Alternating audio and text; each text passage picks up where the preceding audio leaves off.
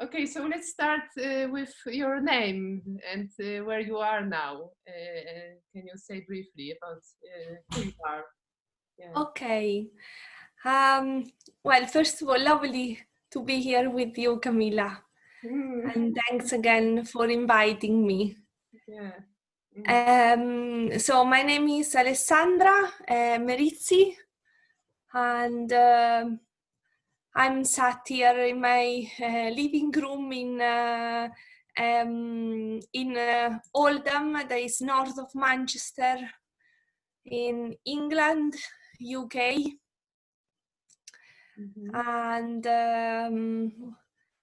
yeah, well, you know, by my accent, you can tell that I'm not British, and I wasn't born here, and I'm originally from Italy. So I'm an European migrant. And how long have you been living in the UK? How long is that? I've been living here for over 9 years. I arrived in Manchester on the 3rd April 2011. Okay. Yeah. Yeah, I mean, yeah, since you told me that you are now coming back, so it's like that you have saved the date. I mean, like you remember exactly when you. Yeah. Yes. Yeah. So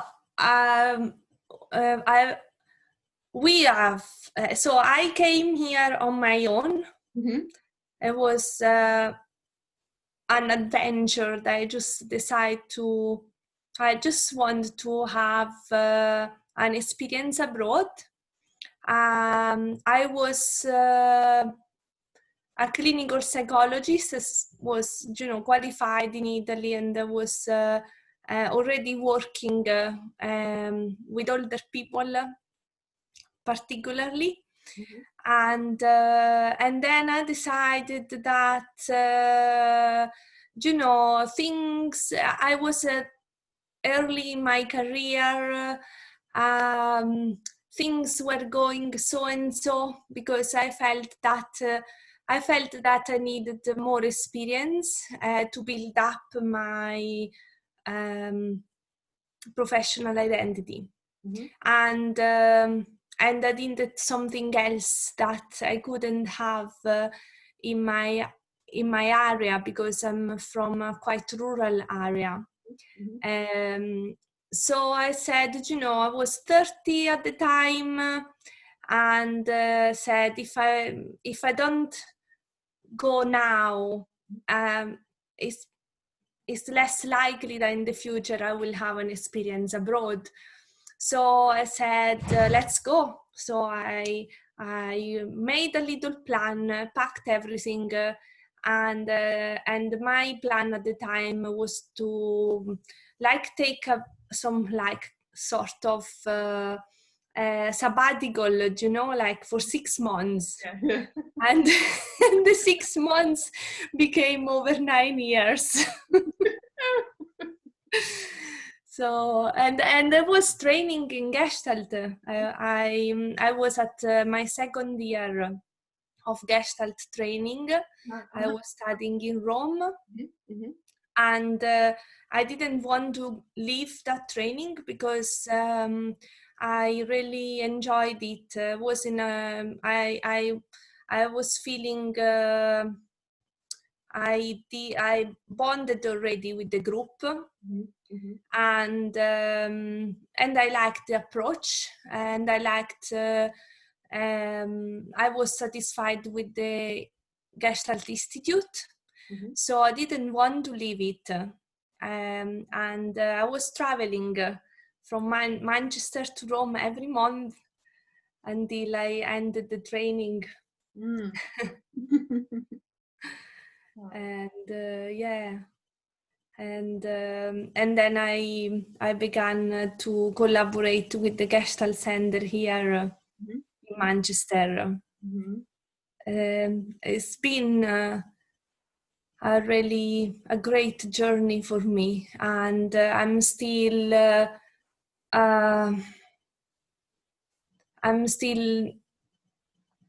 bit in denial that I'm leaving, and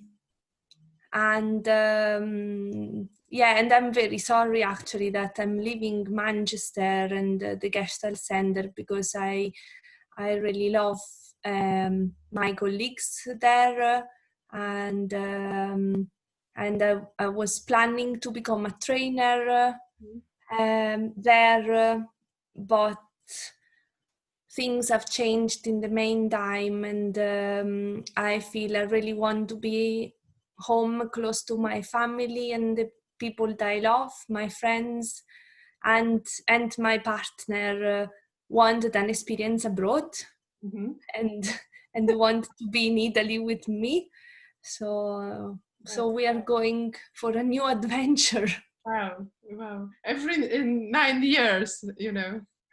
Yes, yeah, it seems like a bit of a pattern actually in my life, because I lived for 9 years and a half, more or less the same, in Padua, the north of Italy. So I'm from the center of Italy, Okay. and I went to study at the university in Padua, that is near Venice. Yeah, I like that city very much. Yes, it seems like a bit of a pattern. So I'm curious about it. I'm curious to see how things will evolve in my life. Yeah. Thank you for for sharing this from the very start. But it is actually your here and now, given the boxes behind. Yes. Yeah. Yeah. And you, so you are not planning to come every month to Manchester Gestalt Center to train people, to deliver trainings now. No, but with the coronavirus, lots of things are online. So we're having online meetings. Yeah. And You I also, mean, you also deliver trainings, no? The online. I've been doing assisting. I've been assisting to become a trainer, Okay. and I finished my hours. Okay. So I hope that I could find a way of validating my experience in Italy to become a trainer in Italy, and I could perhaps contribute to some online workshops. I was referring to those online seminars or Webinars. Webinars, yes. Webinars. They are like online workshops. Yes, so the ones that I saw that you and Peter Philipson, you both Yes. the delivering. Yes, so I saw it. Wow. Yes, yeah. That's something. That we've been. We just decided to start doing, and Peter has years of experience. He's an author and he's a trainer and very experienced trainer. So he has lots to offer, different themes, and is very active in that respect. I'm just starting my experience, and but it's been good because I had something to explore, and to teach about older age, because I'm trying to link the field of older age psychology with the Gestalt. And so yes, I did run 3 webinars about that particular theme. I will come back to it, but I'm still with this kind of I mean, it's not longer a dilemma because you've already made up your mind and you are moving to Italy or coming back. No, but having heard what you said about starting your career, it must have been, a dilemma, no, for you? Yes. Yeah. But I mean, we agreed with the colleagues at the Manchester Gestalt Center that I could still be part of the group and collaborate from distance, and perhaps run some more webinars or offer something remotely. Yeah. And when it will be possible also to do something in person. So yeah, that's also true that as you said, this coronavirus period has even much as it's brought many misfortune and and suffering, it also brought us new possibilities in a way, no? And yes. And wow, I am still amazed at your step. So, I mean, at Yes. your move. Yeah. I've actually mentioned about it. I wrote a little piece for the EAGT newsletter. Okay. That was published just a few weeks ago, month ago. I wrote that it's like I wrote about my parallel experience of COVID-19. And in there I wrote a bit about my experience of living abroad as a migrant,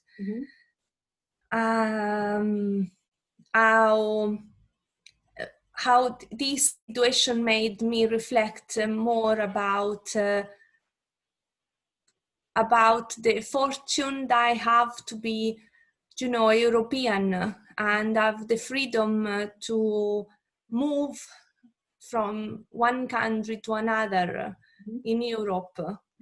And Brexit is going to compromise that. And a bit that start to shake a bit my ground when we saw the results of the referendum. And yes, it was like, it's been also this decision to go back home has been a bit of a journey, like since the beginning I knew in my heart that I wouldn't have stayed in the UK for all my life. I knew that at some point I would have gone back home, but I didn't really want to leave now. I was planning to stay a bit longer, maybe another 10 years, or I don't know. And the situations, the things that have been happening, unfortunately, I have to say, Brexit made a bit of a difference. And then things that happened in my family. So there have been some emergencies. So in my area has been affected by 2 strong earthquakes. And then I had a few family emergencies, and every time that there was an emergency, I was just flying back home. So within 24 hours, I was back home. And I know that because there is the possibility. I've been comfortable in living abroad because I had the freedom, you know. So the fact that with Brexit shaking that a bit, but I knew that I would have found a way of moving freely anyway, with the citizenship or the settled status or whatever. But then when the coronavirus came, that made me realize that it's not always possible actually to have the freedom to travel. And that's like made me reflect even deeper on what are my values, what are the priorities in my life. And even if I see my career here was going very well, so professionally, I've been able to settle here very well, and but all my connections that are closest to my heart are in Italy. So I made more a decision about my heart. And I've been reflecting as well on, you know, I'm working in my work. I help people to live better their relationships. So I want to do the same for myself. Yeah. Wow, yeah, it's a mixture of, at least when receiving you, a mixture of excitement and I don't know, and some sadness also, and some, kind of, connected with this socio-political situation in the UK, but also how uncertain the world has become. Yeah. Yes, and in the little piece that I wrote for the EAGT newsletter, I mentioned about my ground that's been shaking and fragmenting more and more with time. And I feel that the best way of finding my ground again is to be back home, basically. And I'm very thankful that my fiance, we're going to get married as well. We need to move our wedding because of the coronavirus. Wow. Yeah, so lots been happening in these few months. And yeah, I feel fortunate that my fiance is so open to have this experience abroad and be with me, and is in love with my places, with my family and friends. So yeah, it's a lot to me that is so much with me in this. Imagine. Yeah. we started in some other way that it is usually done, but at the same time you are speaking about yourself, because the first questions are around you as a human, but this is all about that, no? About you as a human, about your values. Yeah. And Yes. Yeah. My values are very much what we do in our work, and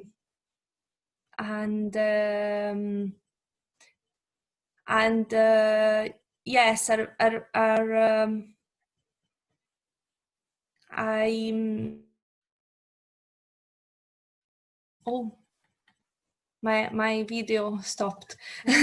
I really value the relationships that I have, and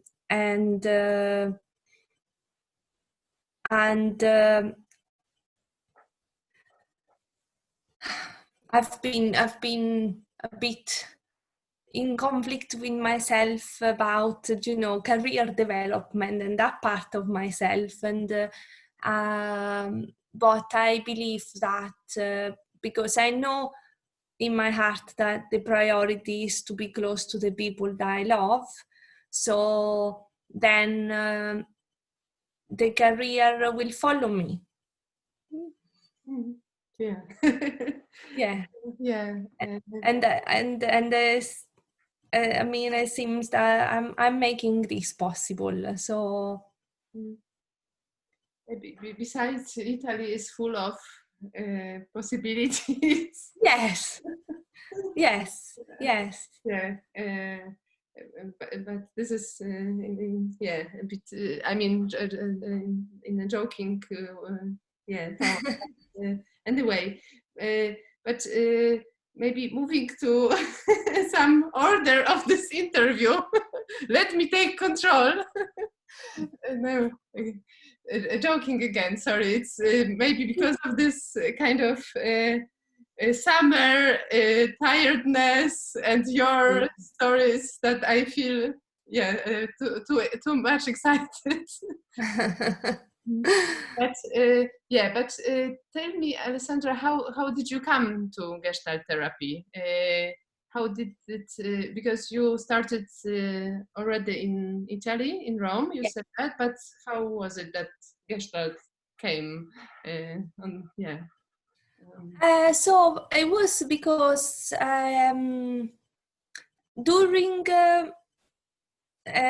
my study at the university, clinical psychology degree, there wasn't much about Gestalt psychotherapy at all, because lots of my professors were psychodynamic or more cognitive therapies oriented, like constructivism, and and that type of field. And then it happened that after I qualified as a psychologist, I developed an interest in older age, and I've done a master in psychogerontology, always in Padua. And at that master, there was a bit of teaching around various approaches, how to use various approaches in the work with older people.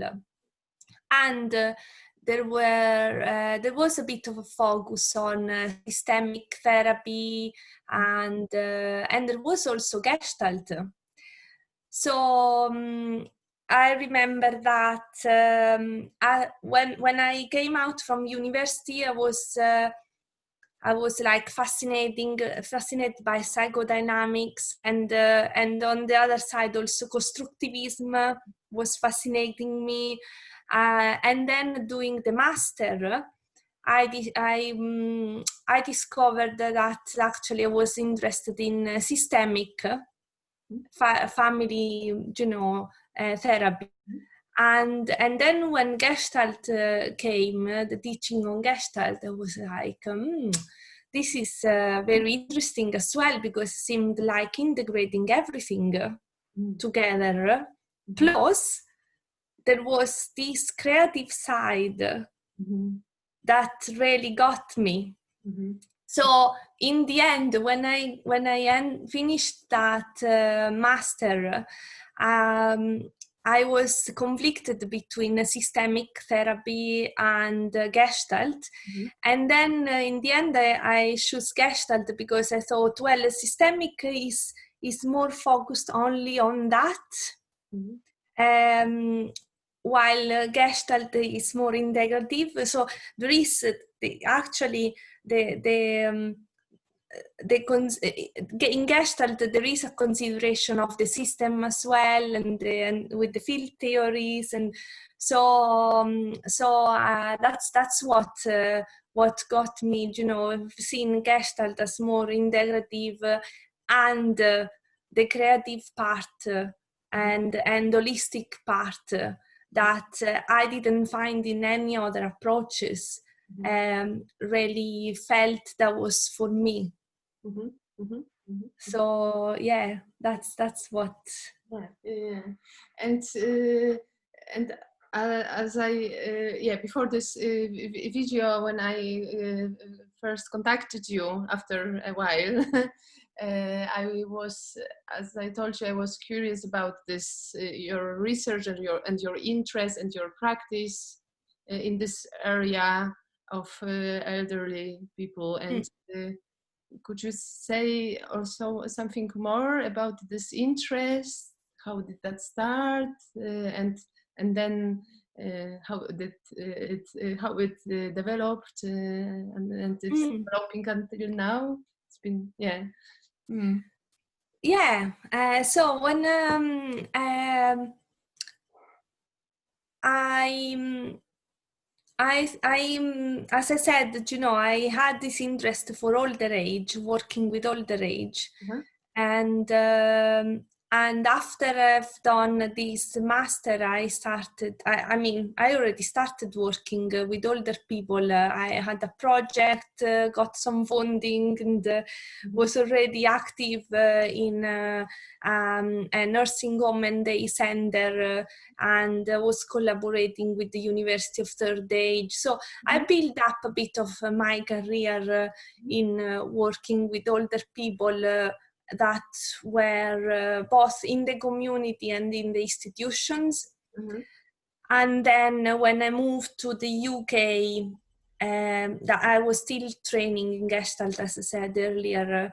I very soon started to volunteer in the field of older age with various volunteering experiences, like counseling people at home, being part of charities, and then I started to work for the memory service as a psychologist, and since then I've been focusing more on dementia, the work with people with dementia, but still I have an interest in older age in general. So I've been I then noticed that in the Gestalt therapy field there is very, very little about older age, very little. So I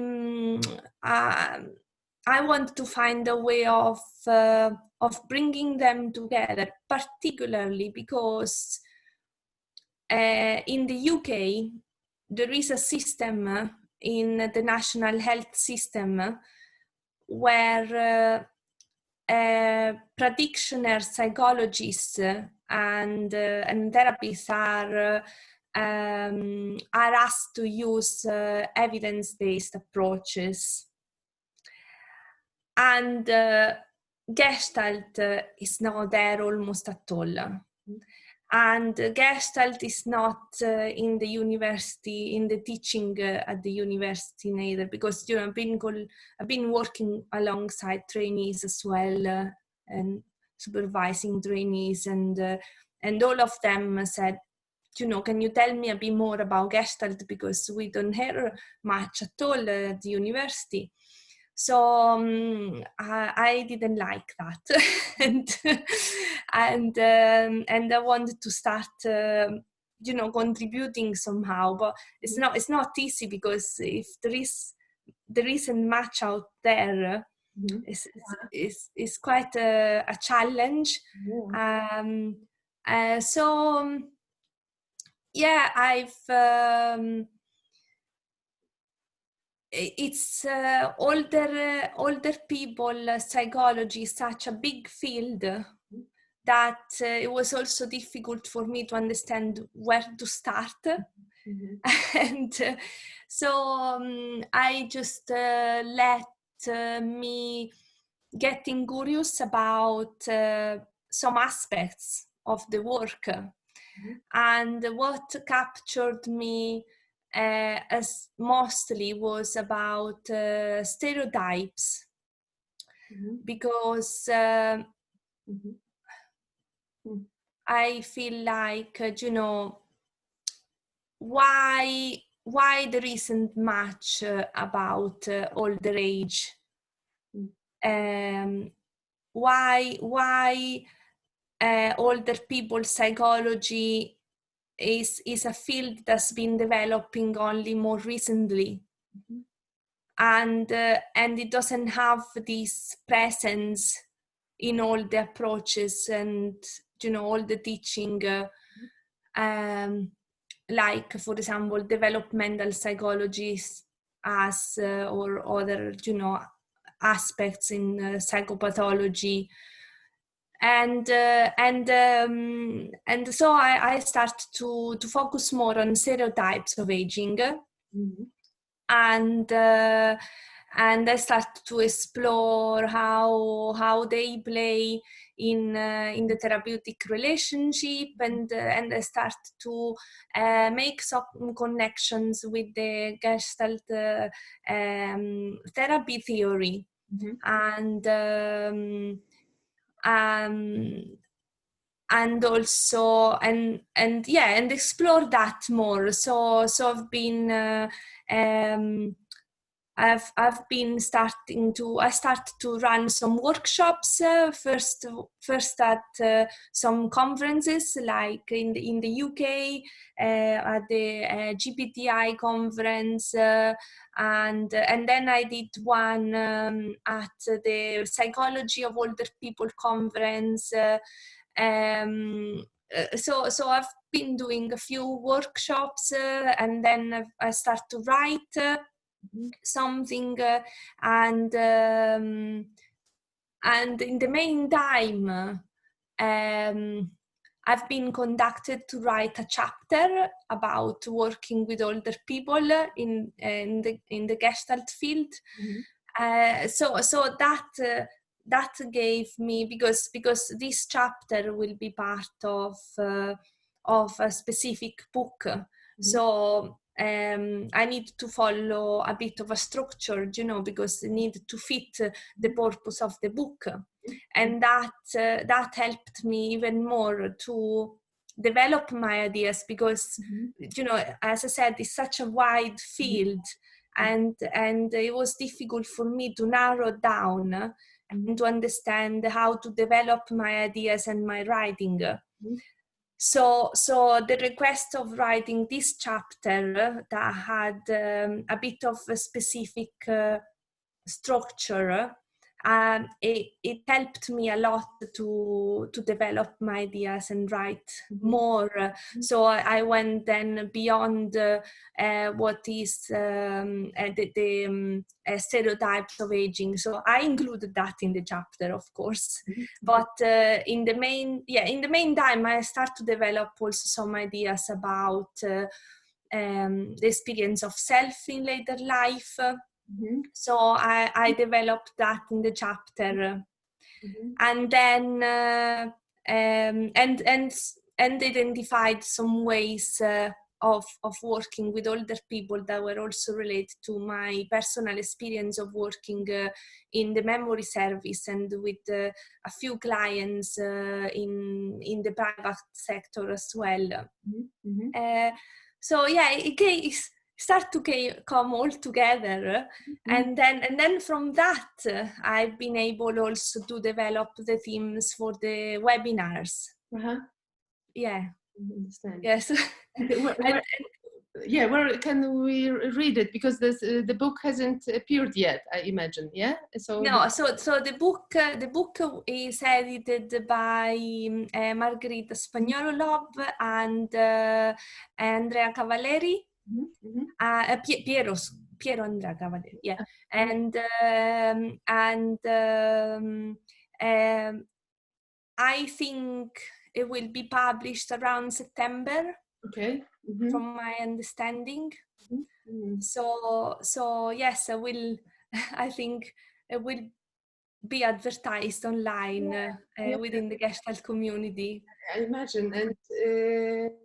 And I mean, yes, it is so important. This, I mean, also this gap, this blank spot. I don't know how to put it. And in countries like Poland, for instance, well, the society here is getting older, obviously, and this understanding. I mean, I'm thinking now privately about my grandma who is 95, but I've been thinking about her during those years that I've been, I am Gestalt therapist, and how to understand her, how to, yeah, exactly, Yes, how to be with her at the same time having this knowledge that I have. So yeah, completely. I mean, yeah, no, there's nothing almost in the field. I've read one article maybe from the psychodynamic field once, and don't really remember now what that was. But then I thought how many stereotypes I had. I've been having myself. Wow, I felt really, yeah, like with different, yeah, whether it is with race, with, I don't know, trans people, whatever, with uh, the same regards the age. Mm. yes, yeah. You said right there because it's a diversity. Mm-hmm. So yes, like with trans, LGBT, Uh-huh. and cultural diversity, or is part of the range of diversity, Yes. as well as is part of our lifespan. So it's part of stages of life. Yeah, yeah. um yeah, and yet it's not explored enough. Mm-hmm. Yeah, but it's being now explored by you, and you seem and sound so excited that yeah. So this is I see a future in good future. I don't know how to put it, but this field will be well catered for, or well looked after by you. Occupied. I don't know. Uh, Thank you. Yeah. yeah, yeah. Uh, I can see how much energy you have in that, Mm. and how this all, I mean, accumulates. I mean, this different experiences that you had, different opportunities that motivated you to write, to do more. Um, Mm.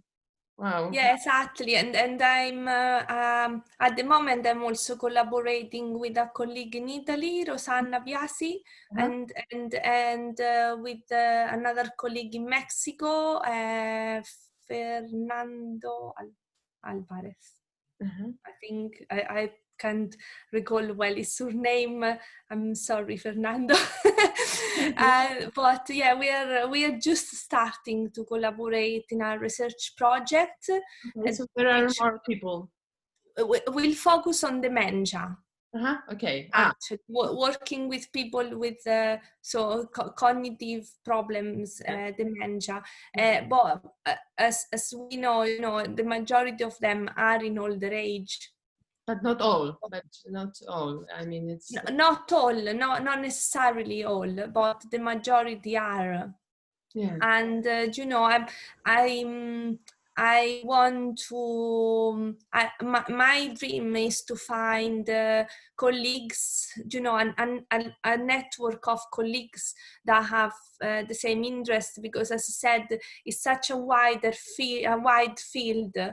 that it will be ideal to have a group of colleagues uh, with whom I could collaborate and develop more, you know, maybe publish a book that is specific on older age and Gestalt.